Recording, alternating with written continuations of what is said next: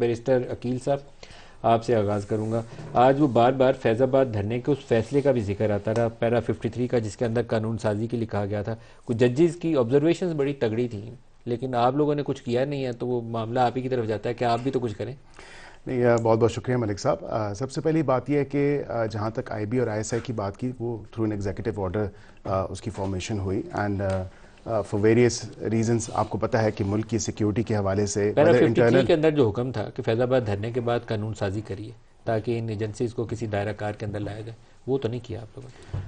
I think for the short of time جو ہماری government کے پاس رہ گیا تھا، بہت کم ٹائم، اور آپ کو پتا کہ نواز شریف صاحب کے ساتھ جو ہوا اور اس کے بعد یہ ساری سچویشن آئی، تب میرے خیال سے شاہد خاقان عباسی صاحب، تو یہ ہم سے پہلے 4.5 سال والی حکومت پہ سوال نہیں ہوتا، بیکاز وہ تو ایک ایسا پیج ایکسپلین کرتے ہیں کہ ان کا ایک بڑا زبردست ورکنگ ریلیشن شپ. آپ کی حکومت کے خلاف فیض آباد دھرنا تھا، شاہد خاقان اس وقت وزیر اعظم تھے، تو 16 ماہ آپ کو موقع ملا تو آپ کو تو سب سے پہلے ایکٹ کرنا چاہیے تھا. دیکھیں، حکومت صرف پاکستان مسلم لیگ نون کی نہیں تھی، باقی اسٹیک ہولڈرز بھی تھے، باقی allies بھی تھے، ہمارے ساتھ 16 اور جماعتیں تھیں. collectively you failed.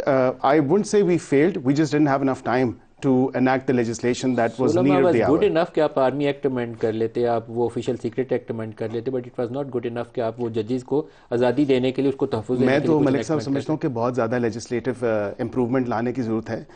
نہ صرف یہ بلکہ اس کے علاوہ بھی کئی اور لاز ہیں جس میں بہتری لائی جا سکتی ہے. As a legislator I think یہ ہماری ذمہ داری ہے کہ ہمیں پاکستانی قوم کے ساتھ بھی انصاف کرنا چاہیے، پاکستانی قوم کے ساتھ بھی جو ہے ہمیں بہتر طریقے سے جو قوانین ہیں ان میں بہتری لانی چاہیے. اگر شہباز شریف صاحب کی وہ آڈیو کال جو لیک ہو گئی تھی ملک قیوم کو، وہ سامنے رکھوں، یا سیف الرحمان صاحب کی، تو پھر تو مجھے لگتا ہے کہ آپ لوگوں کا اس میں فیتھ ہی نہیں ہے کہ ججز آزاد ہونے چاہیے. من پسند کا فیصلہ لینا آپ کی بھی ترجیح ہے ماضی کے اندر بھی.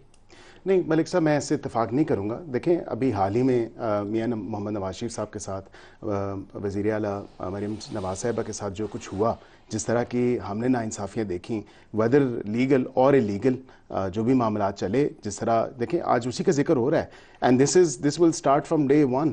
یہ اگر کہا جا رہا ہے کہ یہ آج اگر سچویشن کارروائی کرنی پڑے گی. ملک قیوم صاحب کی ٹیپ کے اوپر ملک قیوم صاحب اپنی ججی سے گئے تھے، وہ ریئلی ایگزسٹ کرتی ہے، ڈاکومنٹڈ ٹیپ ہے. دیکھیں اس کی ویراسٹی، اس کا جو ٹروتھنس ہے، وہ تو ملک قیوم صاحب اپنی ججی سے گئے کہ نہیں گئے، یہ بتائیے. وہ سپریم جوڈیشل کاؤنسل نے ڈیسائیڈ کیا ہے. کس بنا پہ کیا؟ اس لیے کہ وہ فرمائشی پروگرام تھا، 7 سال کی سزا دینی ہے. شوکت صدیقی صاحب کو بھی سپریم جوڈیشل کاؤنسل کے سپریم کورٹ، وہ دیکھیں نا جی فیصلہ ہے فیض آباد دھرنے کا بھی، اس میں آ گیا، جنرل فیض کا نام آیا ہوا ہے نا اس کے اندر، تو سپریم کورٹ تو آج بھی جج بیٹھا بول رہا ہے. میں تو کہتا ہوں فیض آباد سے پوچھ رہا ہوں، دھرنا کمیشن انکمپلیٹ ہے. کیا اس میں جنرل فیض کو بلایا گیا؟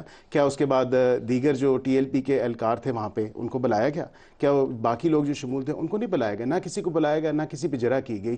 تو میں تو کہتا ہوں کہ from day one this report is actually incomplete.